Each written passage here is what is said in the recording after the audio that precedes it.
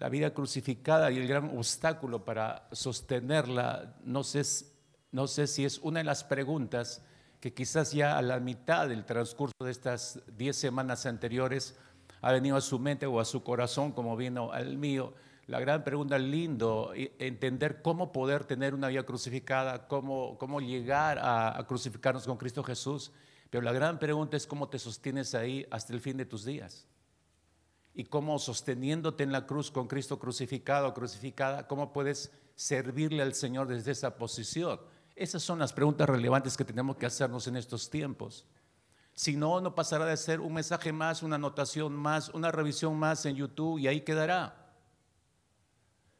Y no sé usted, pero creo que hay muchos ya en la congregación, después de estas 10 semanas, de verdad lo creo con todo mi corazón, no solo por las conversaciones que tenemos, no solamente por las expresiones, los temas que se conversen, hay muchos que están hartos de este mundo, están hartos del estilo de vida que nos rodea, están hartos de lo que ocurre internamente dentro de la iglesia incluso, y digo en el buen sentido de la palabra, hartos en el sentido interno de la iglesia, de un estado de vida pasiva, oidores, pero no hacedores de la palabra. Están cansados de ese estilo de vida. Y a buena hora que el Espíritu Santo esté despertando eso en sus corazones. Porque de eso se trata. Esta serie se trata de eso. Pero ¿cuál es el gran obstáculo para sostenernos? Si ya usted tomó la decisión, ya subió a la cruz, ya se crucificó con Cristo Jesús, está viviendo ya una vida crucificada con Cristo, ya está diciendo, ya entendió claramente que no vive usted, sino que Cristo vive en usted, y lo que le resta vivir ahora desde esa cruz es en fe, creyendo en el Señor, es decir, creyendo su palabra y viviendo esa palabra. ¿Cómo? No podríamos responder al cómo si no entendiéramos cuál es el obstáculo. Cuando yo entiendo cuál es el obstáculo, entonces tengo la respuesta al cómo sostenerme en la cruz. Permítanme empezar con una ilustración en esta mañana para entrarnos a este tema. El martes 28 de enero, ya van a ser más de 35 años, en 1986, a las 11:38 de la mañana, el transbordador Challenger, la 10ª misión del transbordador Challenger, despegó de la plataforma de lanzamiento allí en Cabo Cañaveral, en Estados Unidos, y un poco más de 52 segundos se detecta en pleno vuelo en el aire una intensa columna de humo en una de las partes laterales de los tanques impulsores, y de pronto solo todos los espectadores boquiabiertos quedaron, los familiares, los hijos, todos los que estaban observando en Cabo Cañaveral, y el mundo entero quedó estático por las pantallas del televisor cuando vimos explotar esta nave. Y los grandes gritos de desesperación, porque en esa fracción de segundos tomó la vida de 7 tripulantes de ese Challenger. 7 familias quedaron absolutamente quebradas hasta el día de hoy. Nunca más verían a sus familiares, ni siquiera se pudo rescatar los restos de algunos de ellos. El presidente Bush en ese tiempo inmediatamente nombró una comisión investigadora, y uno de los primeros en pasar a la palestra de juicio prácticamente para rendir un informe fue Roger Bosley, un ingeniero de Plant, el principal responsable ingeniero de la empresa Morton Thiokol, que era la empresa aeroespacial que producía los cohetes propulsores que lanzarían al Challenger hacia los cielos. Fue llamado a declarar, y valientemente este hombre, le costó el puesto y yo diría casi la vida a este hombre, dijo su verdad, dijo lo que había ocurrido, lo que se pretendía ocultar, ¿no? Él confesó que semanas antes del lanzamiento del Challenger, para ser más precisos, 3-4 semanas antes, a principios de ese año, él hizo observaciones, como responsable principal hizo observaciones acerca del peligro de la temperatura en esos días en que iba a ser lanzado el Challenger. Y él anticipó que si no se tomaban las precauciones del caso y si no se esperaba que mejorara el clima, entonces los tanques que contenían el combustible líquido que impulsaría el Challenger corrían altos riesgos de tener alguna filtración y esto podría incendiar toda la nave y poner en riesgo la vida de todos los tripulantes. Hizo su descargo a principios de ese año, pero el equipo responsable de la NASA, en una actitud sumamente autosuficiente y de demasiada confianza, decidieron que deberían seguir adelante con el lanzamiento del Challenger y que no ocurriría lo que este especialista estaba preveyendo. No creyeron totalmente, aparte, una serie de presiones políticas, una serie de presiones en el entorno, un contexto muy complicado, un proyecto muy desgastado. El Senado del gobierno ya no estaba dispuesto a invertir en estos proyectos, entonces tenían que lanzar algo nuevo. Y la idea en este Challenger fue tener una clase en pleno espacio. Por eso, entre los 7 tripulantes, iba la que está en su pantalla al lado izquierdo, la dama, es una profesora de una escuela pública. Ella iba a dar una clase desde el espacio y todos los estudiantes en Estados Unidos iban a escuchar esa clase desde el espacio. Era un interesante proyecto. No dijeron no, atrajeron nuevamente toda la vista de la senaduría de Estados Unidos y todos apostaron por ese proyecto, pero exigieron una fecha que se ejecutara y por eso las presiones internas. En definitiva, la NASA, como decía, en una actitud de autosuficiencia absoluta y demasiada confianza, aprobaron que siguiera el proyecto y el Challenger fue lanzado esa mañana. El resultado fueron 7 vidas perdidas. Hermanos, el mundo entero exalta la autosuficiencia. El mundo entero aplaude la autosuficiencia, la incentiva. Y eso no de ahora, eso no de los últimos 35 años a raíz de este accidente, no, esto viene desde muy atrás. La autosuficiencia viene desde Génesis capítulo 3. La autosuficiencia de la primera mujer y del primer hombre trajo a tragedia toda la vida de los seres humanos, acuérdese.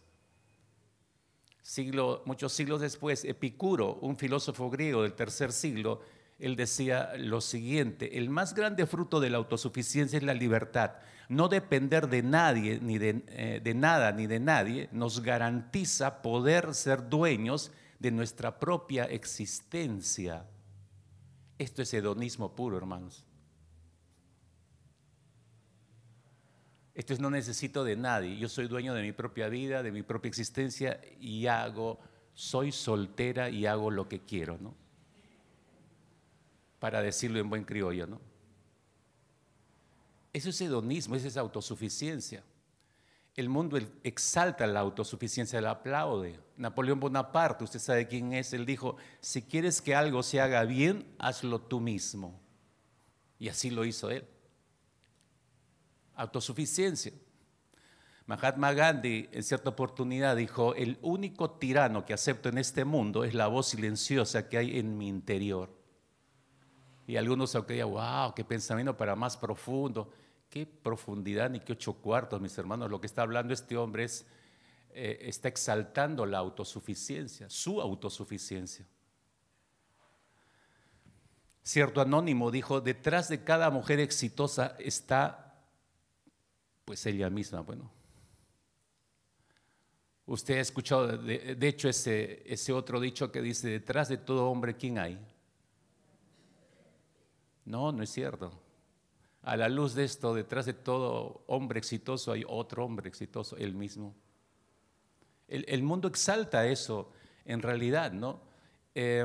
Sin embargo, la Biblia va en sentido contrario. El apóstol Pablo en 2 Corintios capítulo 3 versículo 5 dice: no queremos decir, fíjese lo que dice Pablo, no queremos decir que nos creemos capaces de hacer algo gracias a nosotros mismos, pues Dios es quien nos da la capacidad para hacer todo lo que hacemos. Esto va en sentido contrario de todo lo que hemos leído. Acá no hay nada de autosuficiencia. Es más, Pablo está previniendo el riesgo de caer en esa autosuficiencia. Y nuestro Señor Jesucristo, si bien recordarás, dijo claramente: yo soy la vid, ustedes son los pámpanos, ustedes son las ramas. El que permanece en mí y yo en él producirá mucho fruto, pues separados de mí ustedes no pueden hacer nada. Esto termina con toda autosuficiencia. Esto nos permite, mis queridos hermanos, darnos cuenta que existe un gran problema, un terrible obstáculo para nuestra fe, un terrible obstáculo que puede afectar nuestra decisión de mantenernos crucificados con Cristo Jesús. ¿Cuál es ese gran obstáculo para vivir la vida crucificada?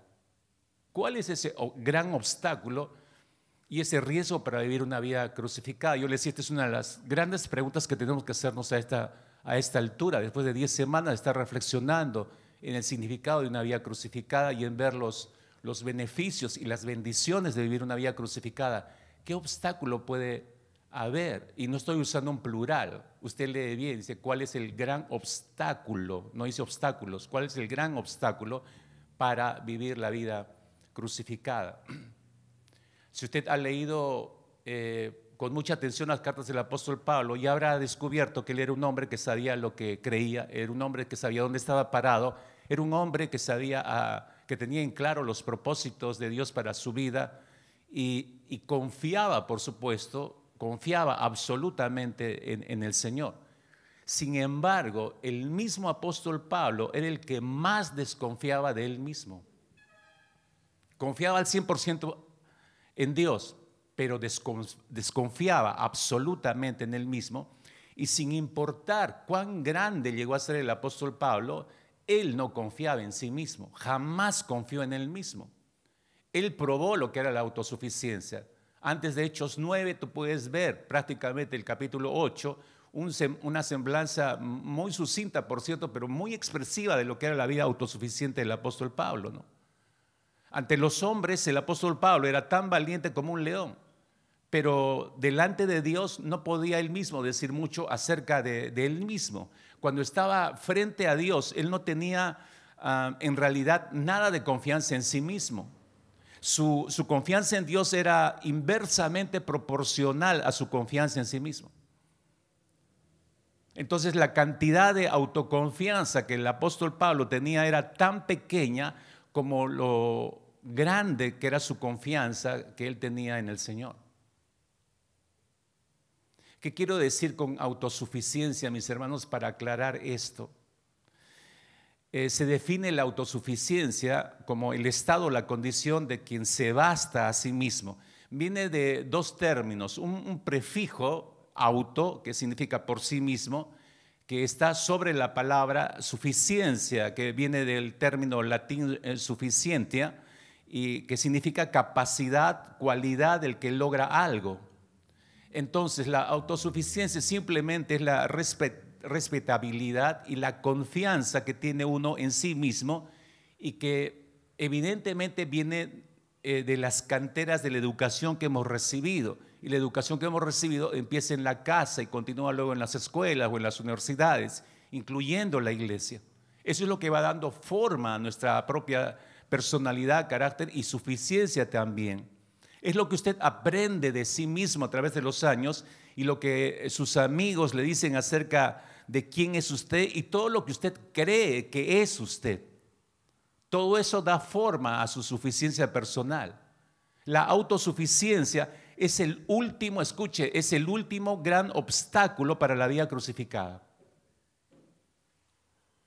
Repito, la autosuficiencia es el último gran obstáculo para sostenernos en una vida crucificada, y es la razón por la que los creyentes se arremolinan en torno al río profundo de Dios que veíamos la semana pasada, pero no se atreven a entrar y se arremolinan alrededor del río para apreciarlo, y como alguien dijo, como animales alrededor de un estanque, con miedo a entrar porque saben que las aguas son profundas y tienen miedo a la profundidad de esas aguas. Y por eso nunca consiguen entrar. Apenas agua hasta los tobillos, apenas aguas hasta las rodillas, pero no se atreven a entrar mucho más profundamente. Muchos pensadores y buscadores de mayores niveles en la profundidad de Dios, hablo de algunos puritanos hace siglos atrás,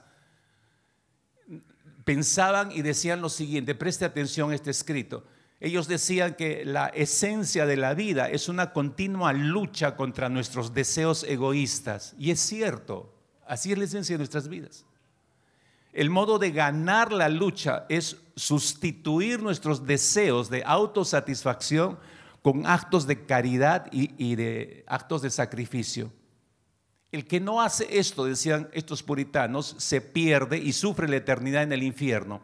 Pero el que lo hace, si no confía en su propia fuerza, sino en el poder de Dios, entonces triunfa y será feliz en el cielo. Interesante poder rescatar esto para el día de hoy. Esto tiene siglos de escrito. Gente que creyó lo que usted está leyendo y que vivió a la luz de estos principios de vida. ¿Por qué la autosuficiencia está tan mal? Porque usted puede encontrar una definición de autosuficiencia que podríamos hasta cierto punto dar cierta validez. Todos hemos pasado por la etapa de niñez, aprender a caminar, a levantarnos, a aprender a dar los primeros pasos y ayudados por nuestros padres o nuestros tutores. Y llega un momento en que ya puedes caminar solo y dice, ya puede hacerlo solo. ¿De qué están hablando los padres? Que ya ese niño es autosuficiente para caminar solo. ¿Está mal eso? No, está bien. El concepto es correcto. Estudió en la universidad, sale, ahora es profesional, dependía de sus padres, de sus profesores, de sus catedráticos, etcétera, pero ahora ya terminó. En cierta manera es autosuficiente, ya puede trabajar, tiene que enfrentar el ámbito laboral solo, sola. Eso es autosuficiencia en cierto nivel. ¿Está mal eso? No, es correcto. Todos tenemos que llegar a ese nivel. Igual en la vida cristiana, todos empezamos ayudados por alguien, mentoreados por alguien, discipulados por alguien, y luego ya somos un poco autosuficientes y podemos tomar decisiones en la vida cristiana. Está bien, hay un cierto nivel de suficiencia que es válido. Pero cuando ya recae absolutamente sobre nosotros esa suficiencia, ahí está el problema. ¿Por qué la autosuficiencia está tan mal? Por favor, lo voy a resumir en una sola frase. ¿Sabe por qué está mal la autosuficiencia? Porque le roba a Dios. Escuche, le roba a Dios. Le roba a Dios. La autosuficiencia le roba a Dios. Espero que no olvide eso. Por eso es un gran obstáculo para mantenernos en la cruz. Malaquías capítulo 3 es un texto seguramente que usted ha leído más de una oportunidad. Malaquías capítulo 3 versículo 8. Dios está hablando a la nación de Israel. Usa al profeta Malaquías para hacer esta pregunta. Y Dios está preguntando, ¿robará el hombre a Dios? ¿Robará el hombre a Dios? Pues vosotros me habéis robado, afirma el Señor. Y dijiste, les dice el Señor, ¿en qué te hemos robado? En vuestros diezmos y ofrendas. Buenos días, algunos ladrones acá, algunos que le paran robando al Señor y creen que yupi, nadie se da cuenta. Mira, te voy a decir una gran verdad si tú eres uno de esos ladrones. Estás robando algo que no es de tu propiedad, es algo que te dio de gracia el Señor. No, yo sí doy, no, espérate, revisa lo que das, porque si no das lo que debes dar al Señor, lo que es suyo, porque algunos dan una ceñita y creen que para figurar en listas, porque estoy miembro, solo para figurar, pero no es lo real. ¿Quién crees que se da cuenta de eso? Nosotros no, pero el Señor sí. ¿Qué eres? Ladrón. Y los ladrones nunca llevan a prosperidad. Lo que crees ahorrar y ganarle a Dios está yendo en saco roto. Por algún lado vas a ver que se va a fugar todo eso. Si ya no te has dado cuenta. Vosotros me habéis robado, dice el Señor. Y que claro que es y qué específico, ¿no? Porque un poco soberbios y malcriados se pone la nación de Israel y le contesta, ¿en qué te hemos robado? En vuestros diezmos y ofrendas. Pero el punto es este, es más que diezmos y ofrendas, hermanos, lo que le robamos a Dios. Tomo este texto para tomar en sentido general el principio del hurto contra Dios. Le hemos robado a Dios y nos hemos llevado lo que le pertenece a Dios. Y eso incluye la honra que se le debe dar a Dios y no se la damos. Eso también es hurto. La gratitud que debemos dar y no se la damos al Señor, eso también es hurto. Nuestra responsabilidad como miembros de su cuerpo de servirle al Señor y no hacerlo, eso es hurto. Buenos días, mis queridos ladrones. ¿Y tú crees que solamente es escuchar a Dios lo que tenga que decir cada domingo? Hemos robado a Dios lo que le pertenece. El apóstol Pablo declara que Dios es la fuente de todo. El apóstol Pablo declara que el Señor es la fuente de todo y que nada, ni siquiera los buenos pensamientos pueden venir de nosotros a no ser que sea Dios el que los geste y los traiga a nuestra propia mente. Fíjate en Romanos capítulo 11, versículo 35 y 36, dice el apóstol Pablo allí, ¿quién le ha dado algo antes? Está refiriéndose al Señor. ¿Quién le ha dado algo antes al Señor para que Él tenga que devolvértelo? Dios no es deudor de nadie. Y luego agrega en el verso 36, porque todas las cosas, anote eso, todas las cosas, dice Pablo, no algunas, todas las cosas vienen ¿de quién?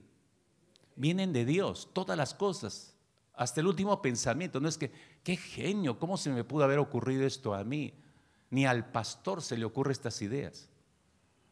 No, Dios la puso ahí. Dios pone el querer como el hacer por su buena voluntad, dice la Escritura. Porque todas las cosas vienen de Dios y existen por Él y para Él. Existen por Él y es para Él. Gloria para siempre a Dios. Amén, dice el apóstol Pablo. Mire, si usted ignora este hecho, si usted ignora este principio de que Dios es la fuente de todo y usted mismo se convierte y se santifica como si fuera la fuente productora de todo lo que usted requiere, eso es tan malo, tan perverso, usted le está robando a Dios.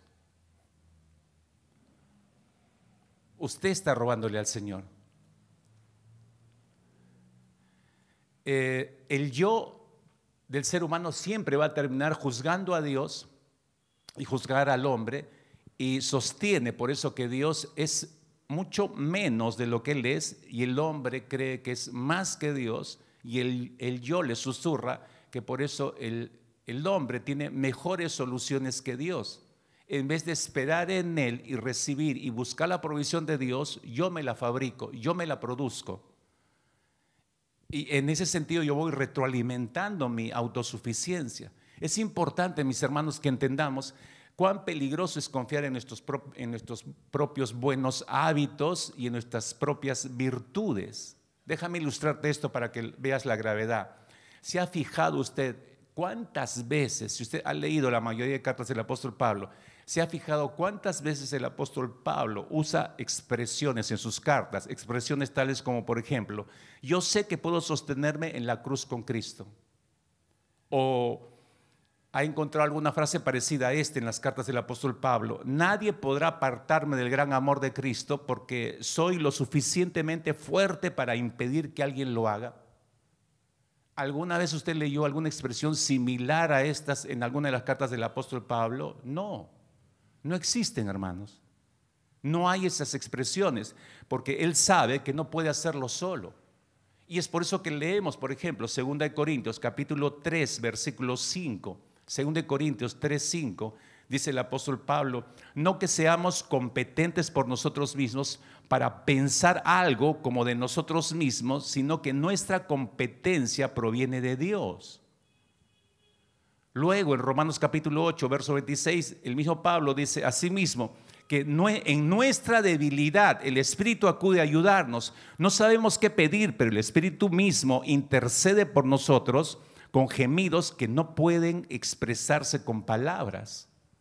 Sigue hablando de estado de debilidad y de dependencia del Señor, si se está dando cuenta. 2 Corintios capítulo 12, versículo 10, agrega el apóstol Pablo: por lo cual, por amor a Cristo, me gozo, ¿en qué dice? En lo que yo puedo hacer, en lo que yo puedo lograr, en lo que yo puedo alcanzar. Yo puedo hacer esto. No, dice, me gozo en mis debilidades, en afrentas, en necesidades, en persecuciones, en angustias, porque cuando soy débil, dice el apóstol Pablo, entonces ¿qué soy? Fuerte. Solo Dios puede hacernos comprender, mis queridos hermanos, que nuestra fuerza es de verdad, escuche, nuestra fuerza en verdad es nuestra debilidad. Según lo que dice Pablo ahí en 2 Corintios 12, 10. Nuestra verdadera fuerza está en nuestra debilidad, es decir, en el reconocimiento que yo no puedo, pero tú sí puedes, Señor, a través de mí. Cualquier cosa en la que confiamos o en la que descansemos, por favor, anote esto bien.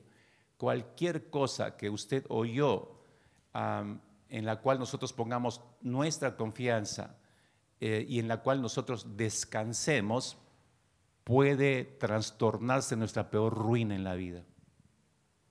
Así que tengamos cuidado en dónde depositamos toda nuestra confianza. No nos damos cuenta de que cuán débiles somos hasta que el Espíritu Santo comienza a exponer esas cosas frente a nosotros. El propio Espíritu tiene que hacernos conscientes de eso, porque por nosotros mismos jamás vamos a poder hacerlo. Cuando usted y yo tomamos la decisión de negarnos a nosotros mismos, tomar la cruz y vivir una vida crucificada, corremos el riesgo de pensar y creer que en base a nuestra decisión, a nuestro esfuerzo personal, podremos sostenernos en la cruz. Y lo que usted está leyendo en este instante es una luz roja tremenda que estoy encendiendo en esta mañana. Está lindo pensar en la vida crucificada, pero no solamente es cómo me voy a sostener, sino puedo yo llegar a esta conclusión peligrosamente, y de hecho que algunos han pensado eso en las últimas 10 semanas en algún momento. Sí, honestamente sí saben que necesitan la vida crucificada, han tomado la decisión, pero están pensando que es tu esfuerzo lo que te va a mantener en esa cruz. Si usted empezó su vida crucificada, si usted empezó su búsqueda de mayor profundidad con Cristo pensando de esta manera, déjame decirte que ya fracasaste. Ya fracasaste. Si estás pensando que tú te vas a sostener en la cruz, que tú vas a poder hacerlo, ya fracasaste. Porque repitiendo las palabras del apóstol Pablo, te vas a dar cuenta que no es así. Pablo decía, ¿quién es competente por sí mismo? ¿Quién es competente por sí mismo? Cuando nuestra competencia proviene de Dios, dice el apóstol Pablo. Entonces yo jamás voy a poder sostenerme en la cruz, jamás, hermanos, entiéndalo eso. Usted no puede, yo no puedo, nadie puede. ¿Quién es competente por sí mismo? Nadie. Abundan las imágenes bíblicas de la insensatez de la autosuficiencia. Tomemos como ejemplo, por favor, Daniel capítulo 4, solamente para usar un ejemplo bíblico, para ver la insensatez de la autosuficiencia y usted vea cuán grave puede ser esto. Daniel capítulo 4, tomemos el ejemplo del rey Nabucodonosor, este rey babilonio famosísimo que llevó a esclavitud a todo el reino del sur de la nación de Israel. Él tiene, en el capítulo 4 están registradas unas jactanciosas palabras de autosuficiencia de este rey, y te vas a dar cuenta, como nosotros decimos en buen criollo, este rey se fue de boca, y se fue de boca, pero le costó, hay un costo. La autosuficiencia, hermanos, tiene un costo. Daniel capítulo 4, versículo 30, a partir del versículo 30, dice que él estaba en un momento de reflexión, el rey Nabucodonosor, y dice que el rey reflexionó y dijo lo siguiente, esta es su expresión, y estaba observando todo su reino en uno de sus balcones, él mismo admirado de lo que había logrado, y se pregunta y dice, ¿no es esta la gran Babilonia que yo he edificado como residencia real con la fuerza de mi poder y para gloria de mi majestad? Esa frase es mortal, hermanos. Otra vez, ya, imagínate tú diciéndote tú mismo, tú misma esto, después de mirar tu hogar, tu familia, tus hijos, la casa que lograste comprar, el carro que lograron adquirir, etcétera, etcétera. ¿No es esta la gran Babilonia que yo he edificado? ¿No es este el hogar? ¿No es esta la familia que yo he levantado con la fuerza de mi poder para la gloria de mi majestad? ¿No soy yo el que he logrado entrar a la iglesia con todo lo que sé y tengo y ahora estoy sirviendo al Señor con todo esto? ¿No es con la fuerza de mi poder y para la gloria de mi majestad? Ni más ni menos que en nuestros propios términos nada más. Ahora, escucha, dice el verso 31, aún estaba la palabra en la boca del rey cuando una voz vino del cielo. Rey Nabucodonosor, a ti se te declara, el reino te ha sido quitado y serás echado de entre los hombres y tu morada estará con las bestias del campo, te darán hierba para comer como al ganado y 7 tiempos pasarán sobre ti hasta que reconozcas que el Altísimo domina sobre el reino de los hombres y que lo da a quien le place. En aquel mismo instante se cumplió la palabra acerca de Nabucodonosor, fue echado de entre los hombres, comía hierba como el ganado y su cuerpo se empapó con el rocío del cielo hasta que sus cabellos crecieron como las plumas de las águilas y sus uñas como las de las aves. En el acto, fíjese lo que le ocurrió a este rey. Regreso a la expresión de este rey, ¿no? ¿Qué no estaba considerando Nabucodonosor? Este rey no estaba considerando la intervención de Dios en todo lo que había conseguido.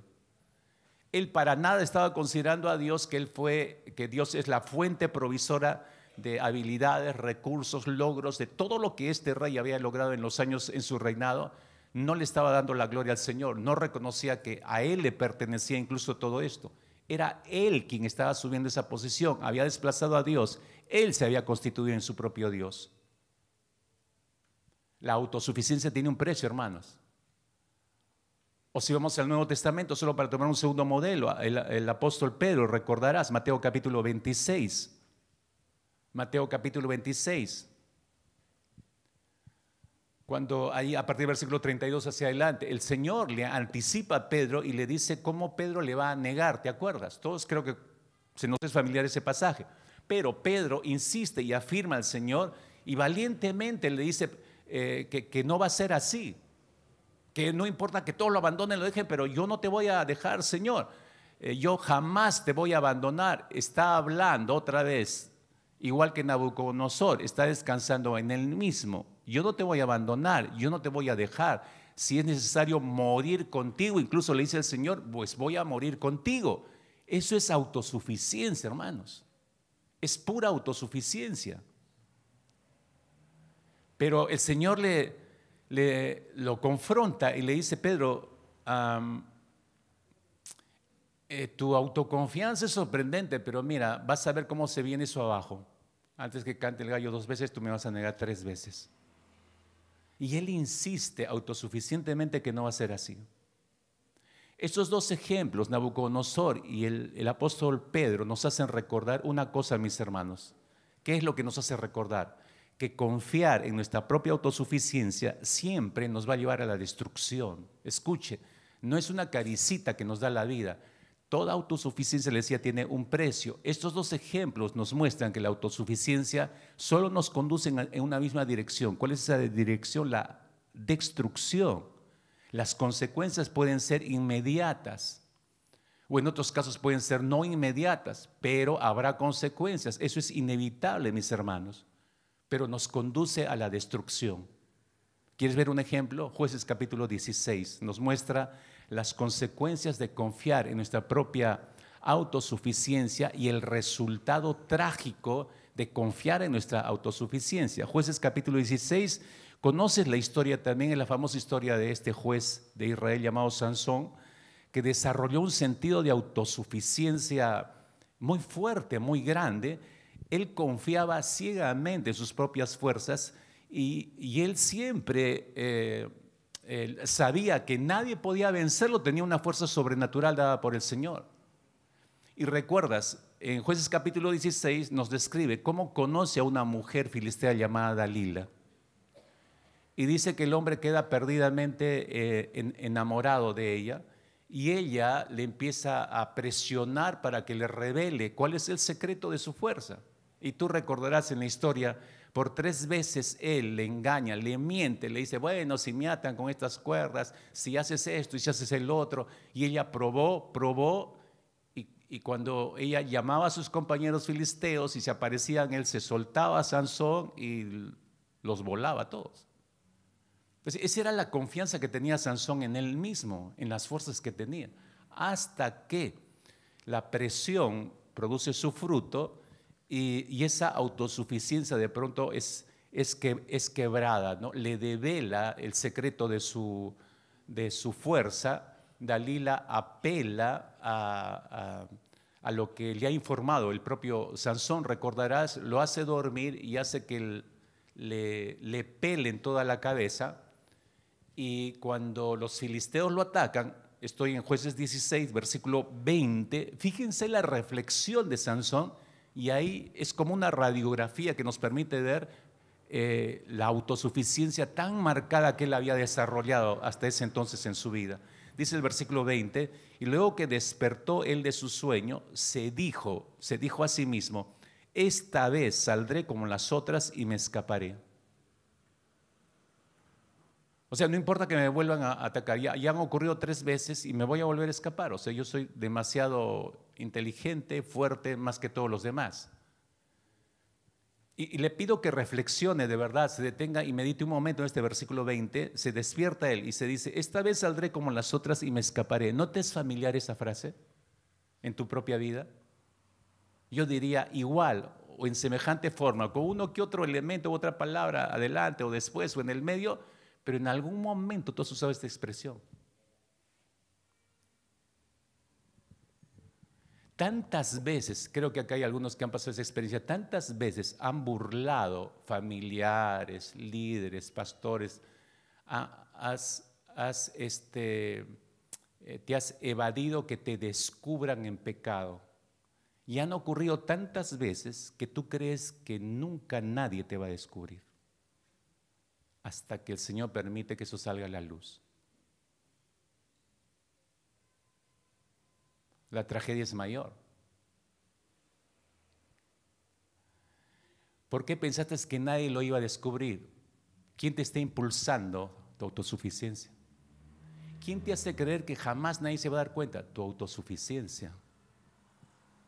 Y detente a pensar hasta qué punto, en una simple tabla del 1 al 10, ¿qué tipo de autosuficiencia has desarrollado? ¿7, 8, 9, 10? Algunos dirán 15. Y sí te creo. Porque algunos, escúchame, algunos se saben sumamente inteligentes y lo son. Tienen una capacidad para el estudio, el trabajo, admirable. No se puede negar eso. Y muchos de ustedes son sumamente inteligentes, pero no lo usan para el bien, lo usan para el mal. Eso es autosuficiencia. Usas los recursos del Señor, le estás robando a Dios gloria porque no se le das a Él, lo usas para tu propio bienestar, sabes lo que eres, ahorita te voy a aclarar esto más adelante, sabes lo que eres y por eso te vanaglorias. Y por eso crees que nadie va a poder ni ganarte, ni descubrirte y encima ni decirte nada, porque desarrollas tanta autosuficiencia que cuando alguien te quiere corregir algo, te molestas, te fastidia, porque ¿quién te va a tener que decir a ti lo que debes hacer si tú eres más inteligente que el resto de la gente? Por eso no aceptas ningún consejo, ninguna corrección y no corriges. El autosuficiente jamás corrige, no importa de quién venga el consejo. A Sansón, ¿cuántas veces le dijeron, Sansón, ten cuidado, eres un nazareo, eres alguien escogido por Dios? Y este es el punto, mis hermanos, por eso fui a Jueces capítulo 16 y estoy usando este ejemplo. Es un claro ejemplo que Sansón, escucha, era un hombre separado para Dios, por eso se llamaba nazareo, para ser instrumento en las manos de Dios para procurar la salvación de Israel como una autoridad sobre la nación de Israel. Si tú chequeas el capítulo 15 de Jueces, los primeros versículos en este capítulo 15, el versículo 5 específicamente, te muestra ahí por qué Dios lo constituyó como juez de Israel y por qué lo hizo nazareo, por qué lo separó, por qué le dio esas fuerzas. Había un propósito que Sansón nunca logró entender. Entonces, se supone que este hombre, Sansón, debería vivir como nazareo, separado para Dios. Se supone que este hombre debería vivir cara a cara con el Señor. Usando los términos del apóstol Pablo, se supone que Sansón estaba con Cristo crucificado y ya no vivía Sansón para sí, sino debería vivir cara a cara para Dios, tomando la terminología del apóstol Pablo. Pero Sansón nunca se mantuvo cara a cara con Dios. ¿A quién crees que se parece Sansón? ¿A quién crees que se parece Sansón?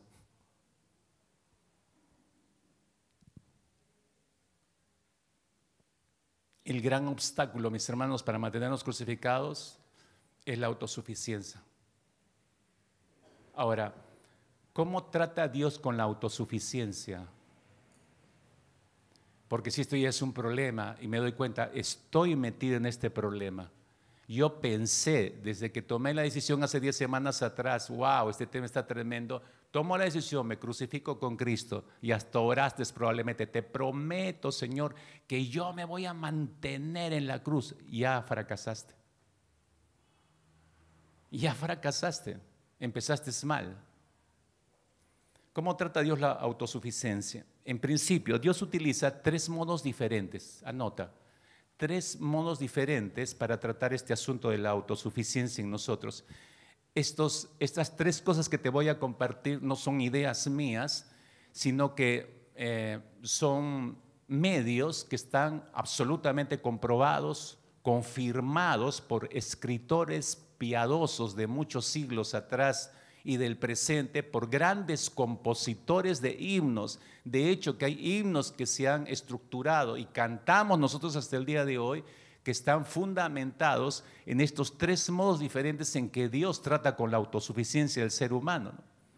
Entonces hay un aval vasto detrás de los 3 medios que voy a compartir en esta mañana, y por eso tienen su peso propio y se entretejen como hilos comunes a través de la vida de los que estamos comprometidos a vivir una vida crucificada.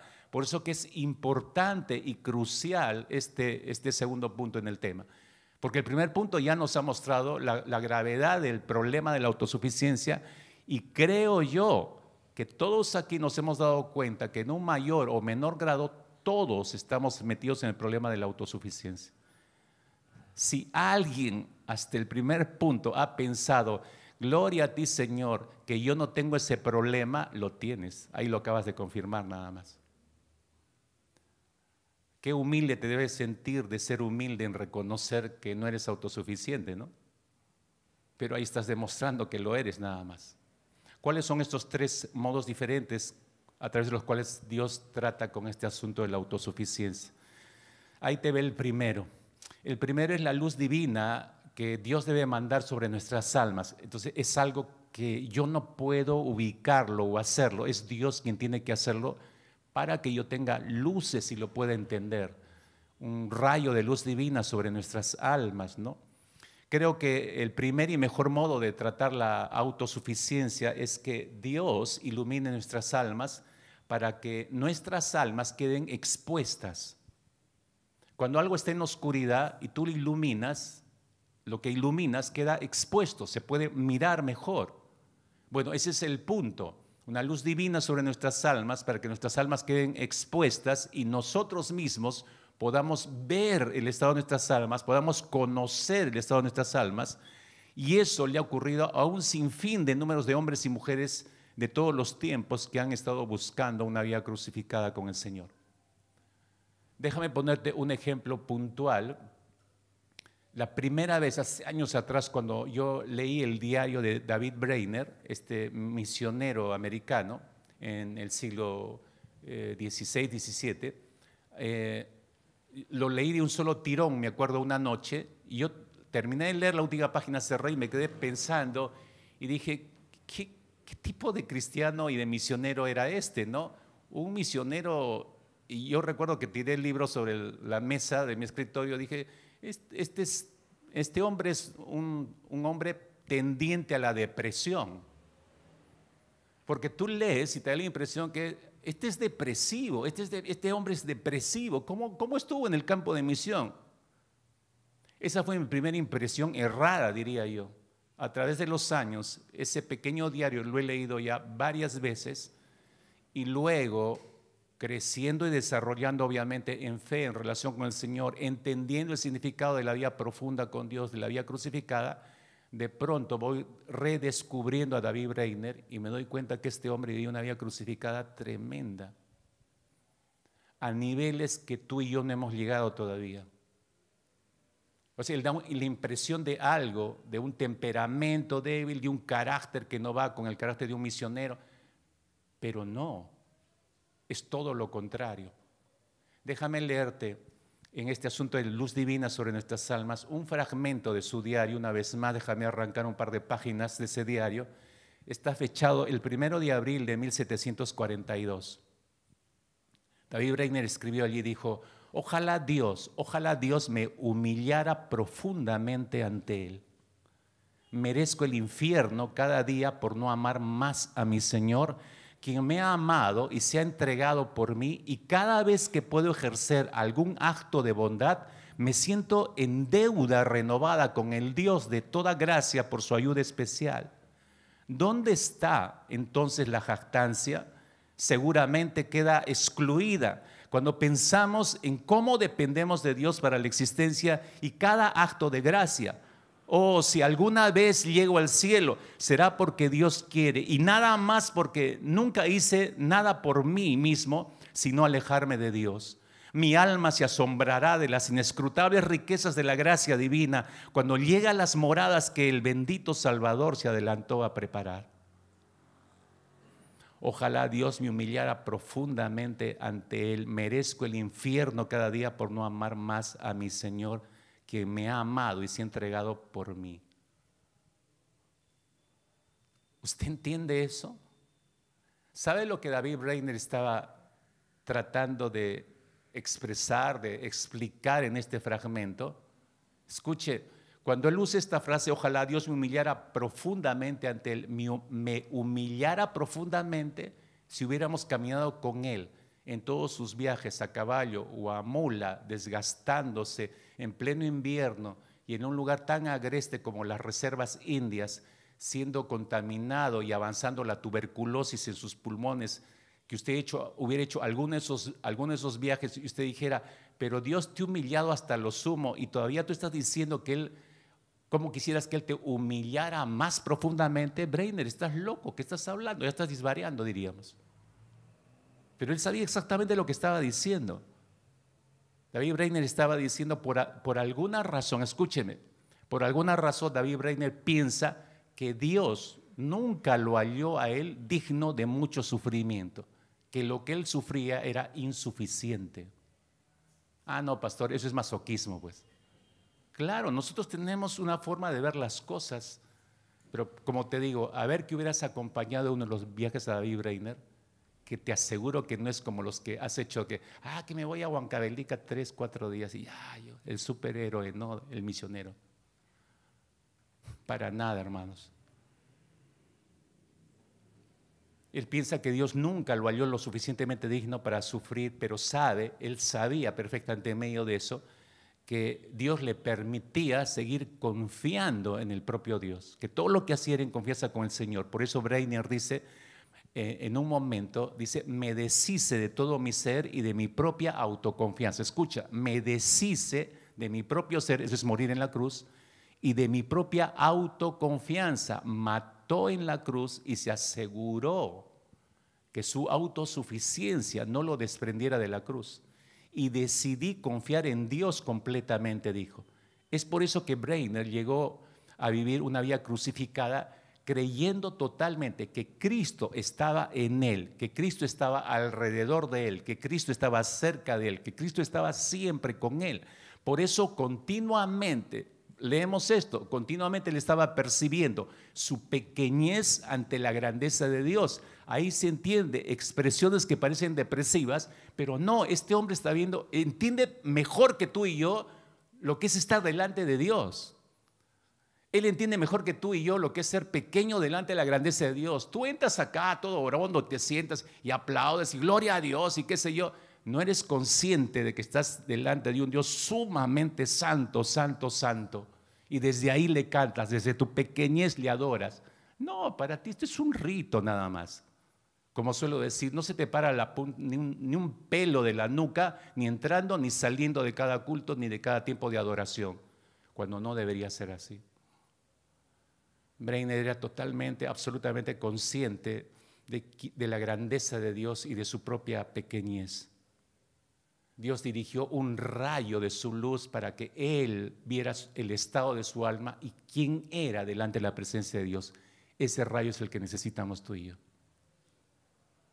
Entonces ya no nos sentiríamos tan orgullosos como ahora.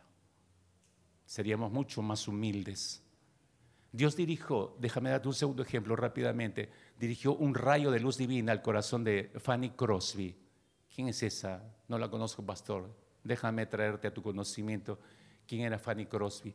Nacida en Nueva York en el año 1820, a los pocos meses, prácticamente antes de cumplir los 2 meses de edad, tuvo una pequeña infección en los ojos y los padres, por error, cristianos los padres, lo pusieron en contacto con un pseudo médico que no era un médico en realidad. Entonces le dijo, no, que eso es fácil de tratar, me parecía un médico del seguro. No, es una broma, ¿no? Y le dijo, no, hay que poner unos emplastos.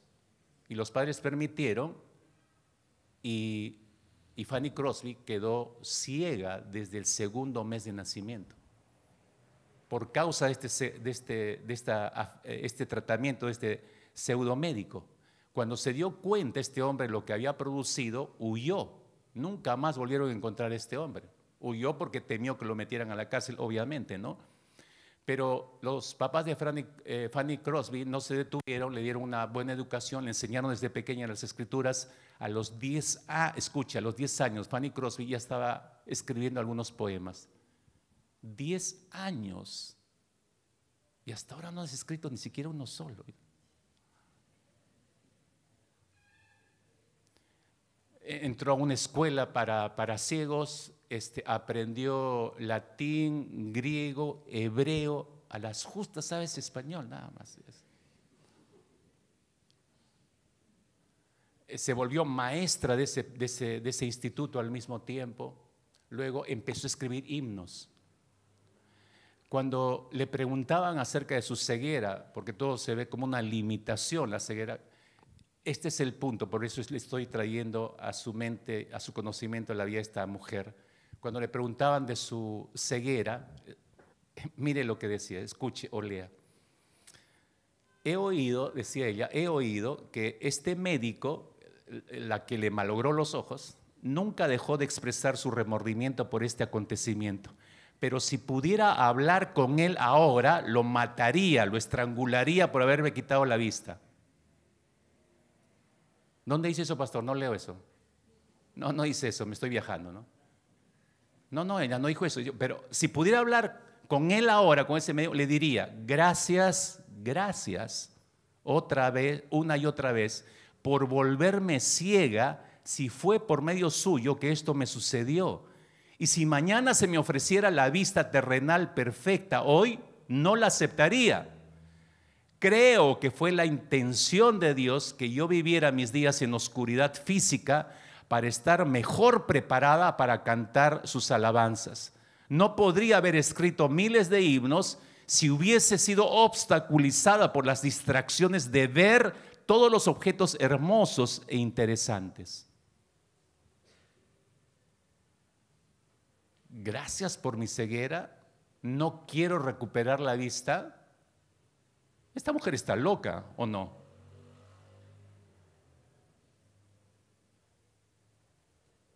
Rayo de luz sobre el alma de Fanny Crosby y ella entiende razones, propósitos de Dios, objetivos de Dios y le empieza a dar gloria. Resultado de eso, cientos de himnos salieron de sus manos escritos.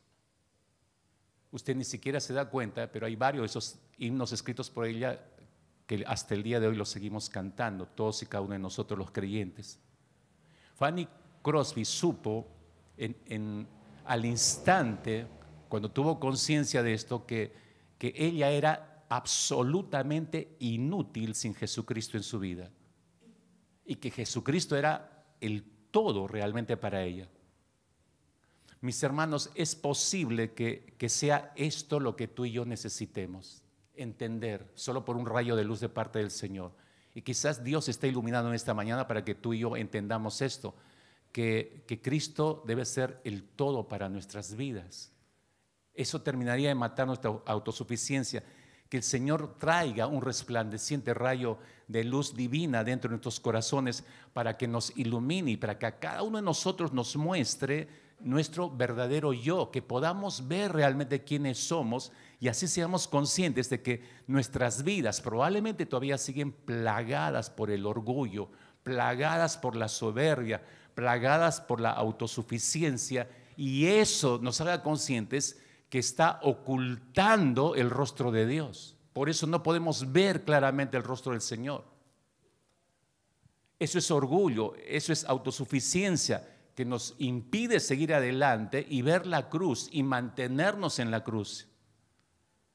Y eso, mis hermanos, no puede ser corregido con un mensaje de día domingo. Mira lo que te estoy diciendo.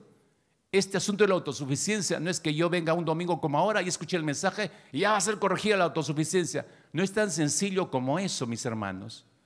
Más bien tú y yo lo que necesitamos es al Espíritu Santo para que nos diga la verdadera condición en la que nos encontramos.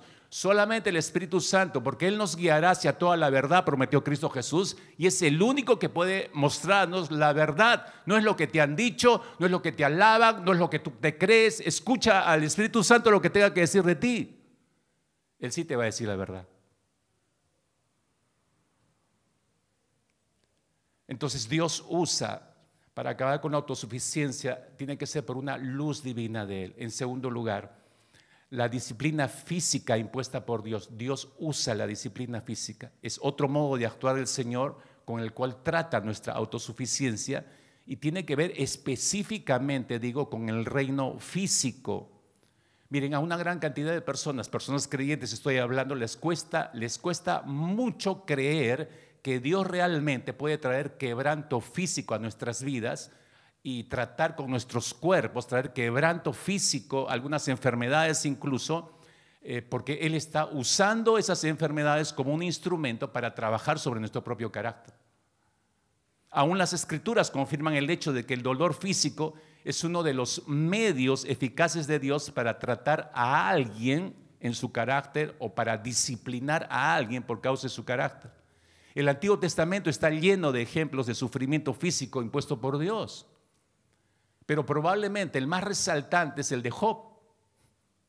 Si usted ha leído o ha escuchado, ese ejemplo se destaca por encima del resto de todos los demás. Una lectura quizás rápida, ocasional de la historia de Job no puede darte una idea exacta, no puede llegar al meollo del problema que Job tenía. Uno tiene que detenerse, pausar, reflexionar en cada capítulo. Ciertamente, si usted lee el libro de Job, el capítulo 1, versículo 1 nada más, usted puede leer cómo se le describe a Job como un hombre correcto, temeroso de Dios y apartado del mal. Correcto, temeroso de Dios, apartado del mal. ¿Usted conoce alguna persona que sea así? Yo no conozco ninguna persona que llegue a la talla de Job, hasta ese punto en el versículo 1 de Job 1. Pero las Escrituras lo declaran y lo presentan así. El problema, escúchame, el problema que Job tenía y habitaba en su corazón, digamos, era que él era un hombre correcto, era un hombre íntegro y él lo sabía. Voy a ir despacio en esto, mis hermanos. Yo estoy contra el tiempo, pero necesito que entienda esto. Job sabía, él entendía y sabía que era un hombre correcto y un hombre íntegro. Escuche, si usted es correcto, si usted es íntegro, íntegra, pero no lo sabe, entonces Dios puede usarlo.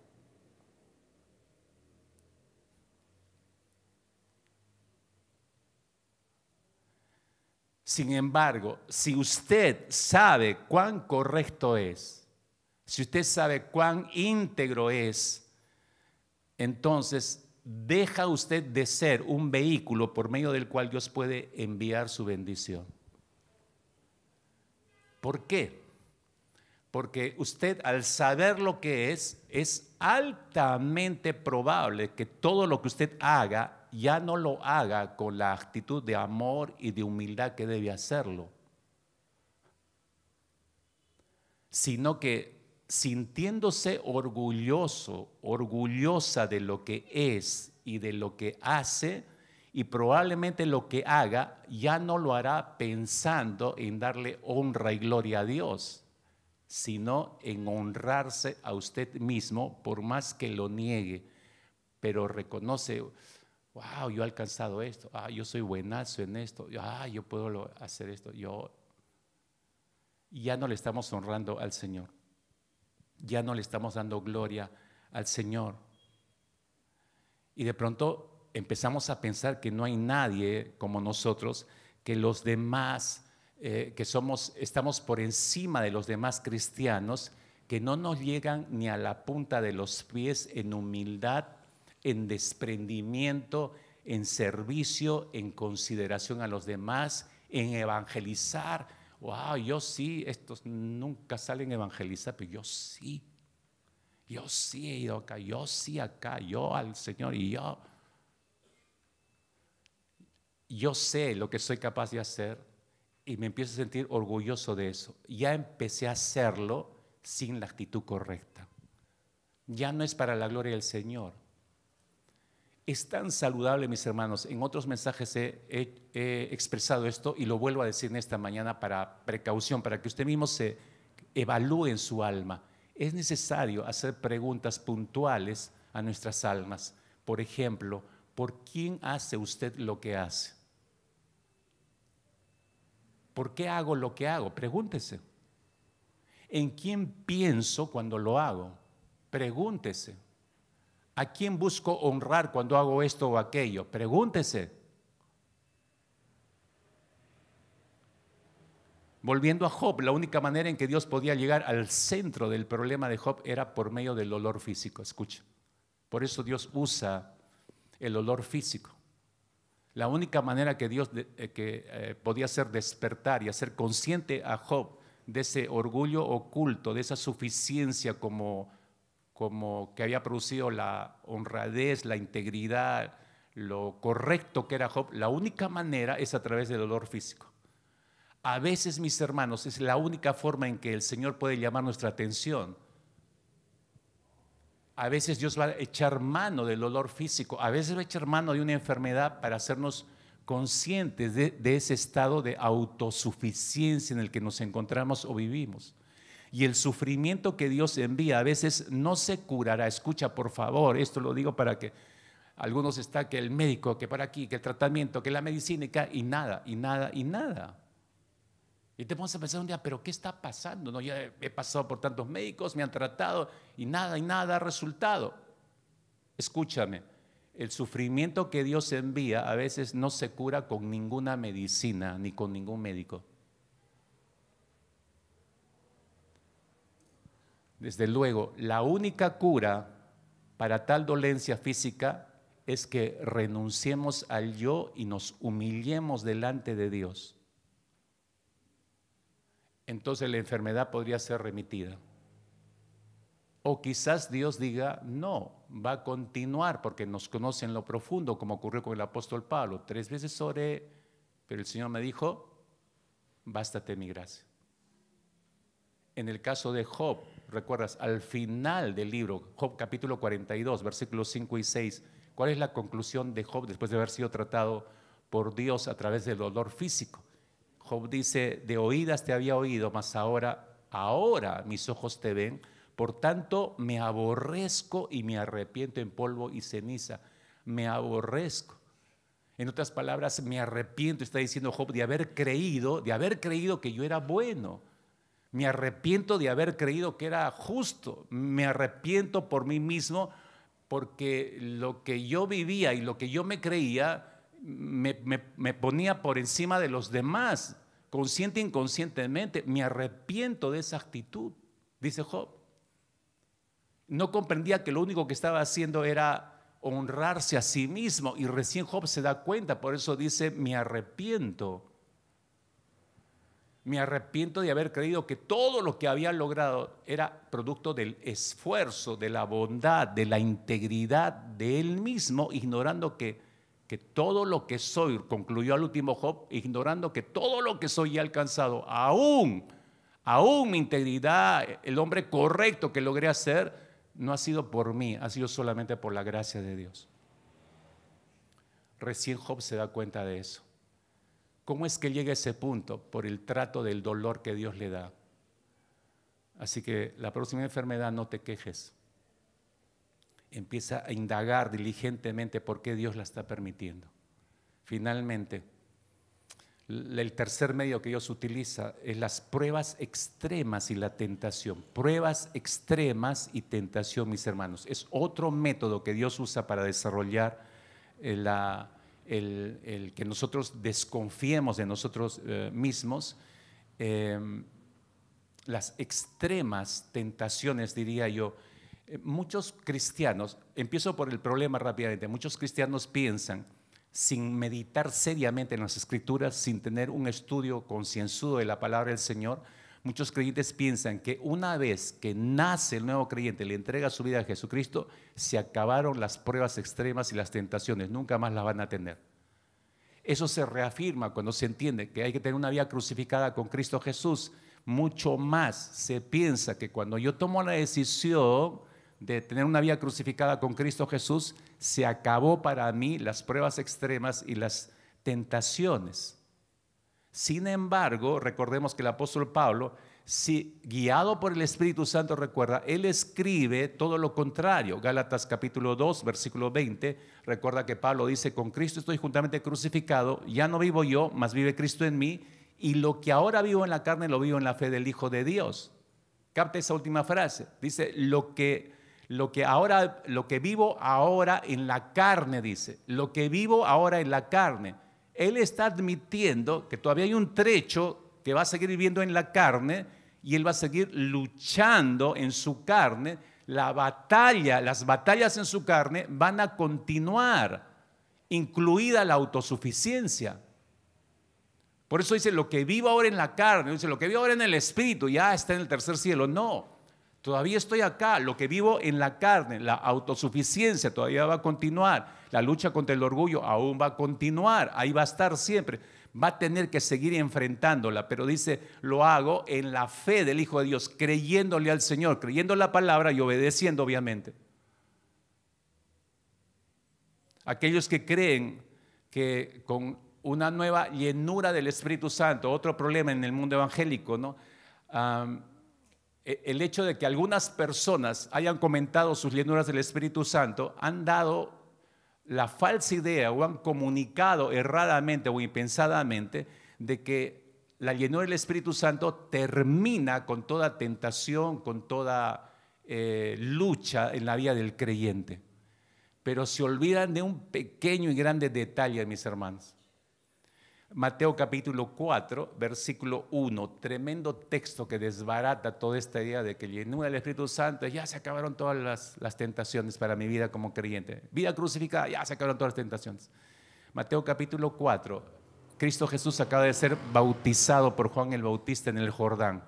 Mateo 4, versículo 1 dice, entonces Jesús, después de su bautizo, fue llevado por el Espíritu al desierto, ¿para qué? Para ser tentado, dice.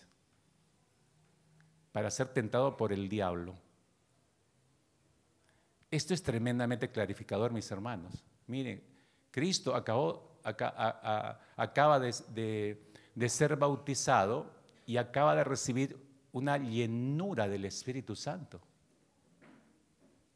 Pero dice el texto que es conducido al desierto para recibir duras tentaciones de parte de Satanás.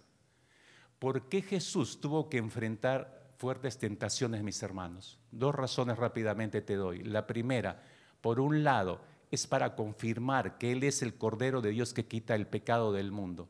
Es el sacrificio perfecto, es el Cordero sin mancha, es la ofrenda perfecta, aceptable ante los ojos de Dios por nuestros pecados, tal como lo demanda la ley. Él es el Cordero perfecto, sin mancha. Esa es la primera razón. Pero la segunda razón por la cual Él es expuesto a tentación por el diablo, este es importante. Escucha, por favor. Para mostrarnos, Cristo Jesús, un camino mejor. para dejar huella para nosotros, sus discípulos, de cómo debemos enfrentar la autosuficiencia aquí en la tierra. Las 3 tentaciones de Cristo Jesús, realizadas por Satanás, si bien recordarás, ¿a dónde apuntaron? Apuntaron al ego del hombre Jesús. Apuntaron al ego del hombre Jesús. Si Jesús, escucha, si Jesús, humanamente hablando, hubiera respondido de manera autosuficiente en esas 3 tentaciones, prescindiendo del Padre, por eso hablo en autosuficiencia, si Él hubiera respondido prescindiendo del Padre, entonces, en primer lugar, Él hubiera convertido las piedras en pan para saciar su hambre. La primera tentación de Satanás: convierte estas piedras en pan, baguette y triple sándwich. Pan con chicharrón. Él lo hubiera podido hacer y saciar su hambre. 40 días en ayuno estaba, recuerden. Pero si Él lo hubiera hecho mostrando que Él podía hacerlo de manera autosuficiente y que no necesitaba al Padre para saciar su hambre. Tenía poder para hacer eso, pero no lo hizo. Si Él hubiera actuado autosuficientemente, entonces Él hubiera aceptado todos los reinos de esta tierra, que fue la segunda tentación. Mira, te postras, me adoras y te entrego todos los reinos de esta tierra. Él hubiera podido aceptar los reinos de esta tierra, mostrando de manera autosuficiente que Él podía asumir todo el señorío de todos los reinos terrenales sin necesidad de que su Padre se los entregara. No necesito al Padre para esto. Yo puedo asumir autosuficientemente el señorío sobre todos los reinos terrenales sin necesidad del Padre. Pero Jesús no lo hizo. Si hubiera actuado autosuficientemente ante la tercera tentación, Jesús hubiera saltado del pináculo del templo, la parte más alta, para demostrar su poder de manera espectacular ante los ojos de toda la gente, y demostrarle a Satanás y demostrarle a todo el mundo que no necesitaba del aval de su Padre Celestial para buscar su propia gloria, porque saltar de ahí espectacularmente es buscar tu propia gloria. ¡Wow! Miren cómo vienen ángeles, cómo lo sostienen, cómo lo bajan para su propia gloria. Jesús dijo que vino a este mundo no para darse gloria a Él, es para darle gloria por su obediencia al Padre. ¿Se da cuenta a dónde apuntaban las 3 tentaciones? Hacia el ego del hombre Jesús. Pero Jesús nunca pecó. ¿Cuál es el propósito, mis hermanos, de las duras pruebas y tentaciones para nosotros? Tenemos que entenderlo. ¿Cuál es el propósito de esas duras pruebas y tentaciones que a veces hacen que nosotros fallemos? Escúcheme, Dios las permite no para demostrar que nosotros somos cristianos de segunda o tercera categoría. Esa no es la intención de Dios. Dios envía estas pruebas, incluso permite ciertas tentaciones para mostrarle que su conciencia cada vez está, para mostrarnos que nuestra conciencia está cada vez más sensible, más cerca de Dios. Por eso somos tan sensibles que podemos darnos cuenta de cosas que antes no podíamos.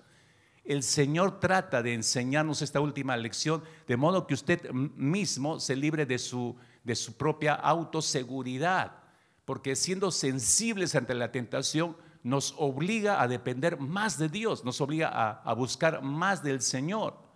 Cuanto más cerca estemos de Cristo Jesús, más sensibles estará nuestra conciencia delante del Señor, y aunque sean más severas las pruebas y las tentaciones, nuestra conciencia se va a agudizar más frente a esas tentaciones en la necesidad de Dios.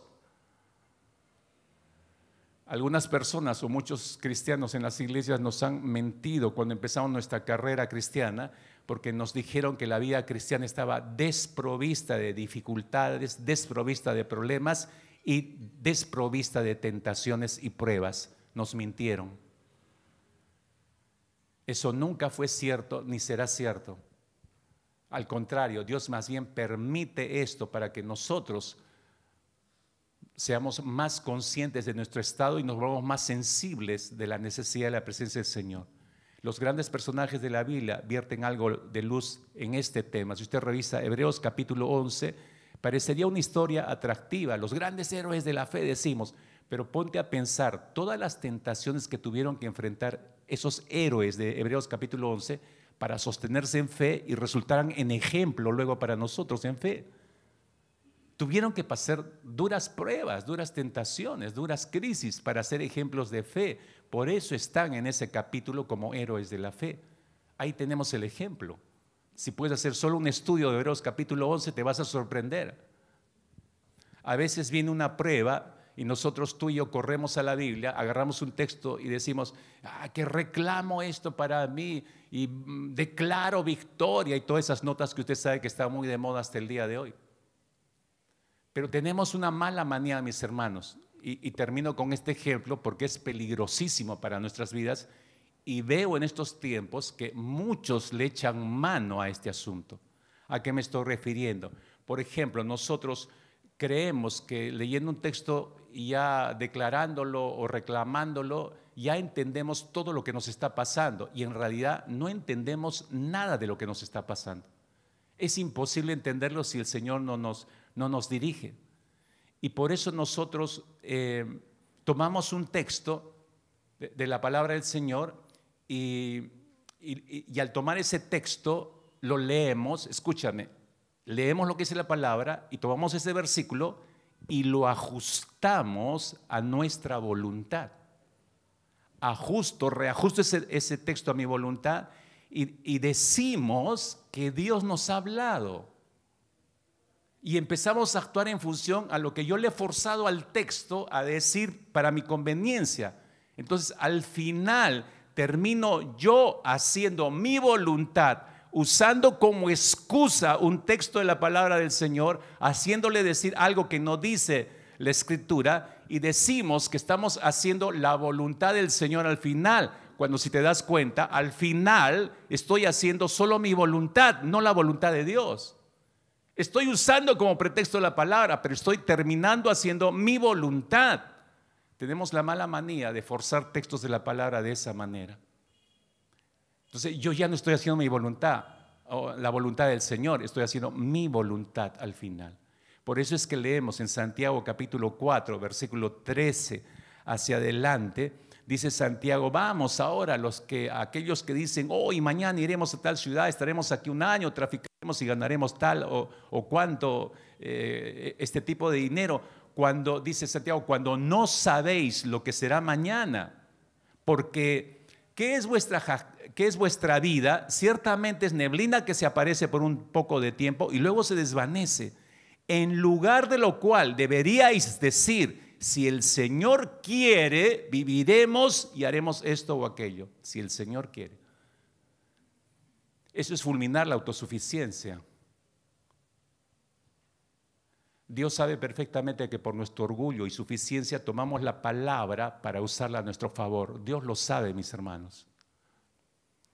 La despedazamos, como voy a tomar una frase que utiliza A.W. Tozer, dice, nosotros tomamos la palabra del Señor y la deshuesamos como el carnicero lo hace como con el pollo y la deja listo para poner en la parrilla, sin huesos. Así la despedazamos y la deshuesamos a la palabra del Señor para hacernos nuestro propio bistec. Pero esa no es la voluntad del Señor. Pero decimos nosotros que esa es la voluntad del Señor. Cuando hacemos eso, dice A.W. Tozer, cuando hacemos eso, es en ese preciso momento, cuando nosotros despedazamos la Escritura, la acomodamos a nuestra propia voluntad, es el momento en que abandonamos la cruz.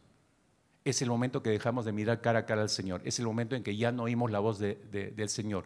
Ya estoy fuera de la cruz. Estoy haciendo mi malvada voluntad, agradable y perfecta solamente para mí.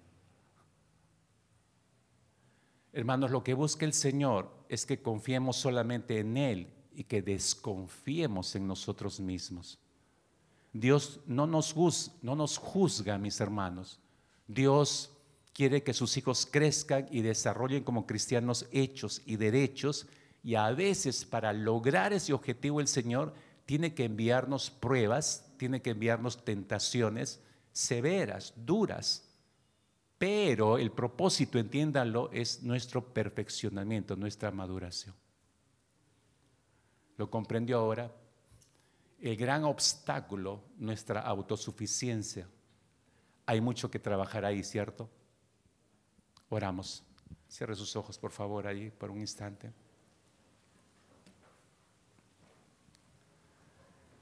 Dele gracias, por favor, la porción que le ha traído o le ha correspondido el Señor. Humildemente, por favor, acérquese al Señor en este último minuto. Traiga humildemente su corazón, su conciencia, su alma, su espíritu delante del Señor.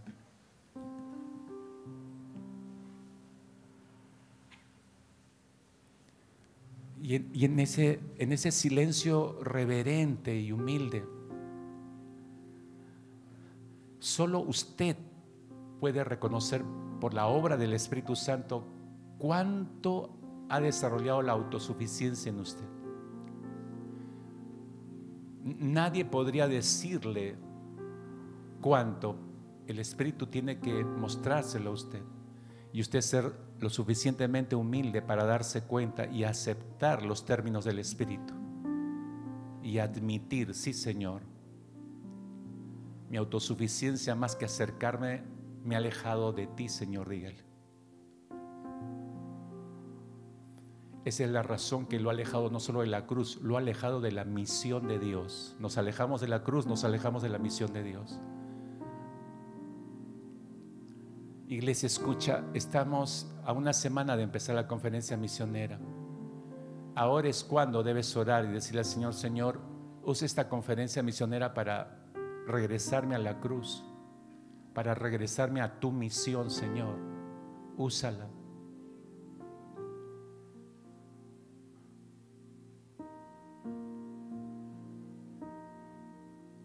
Obra, Señor, en nuestras vidas, nuestras mentes y corazones. Atráenos, Señor, hacia ti, por favor. Como has hablado en esta mañana, continúa haciéndolo a lo largo de estos días, preparando, disponiendo nuestras almas, nuestros corazones, nuestras mentes para todo lo que recibiremos a través de la conferencia, Señor. En el poderoso nombre de Cristo Jesús te damos gracias por hacernos conscientes de nuestra propia autosuficiencia y cuánto ésta nos está alejando de ti más que acercarnos, Señor.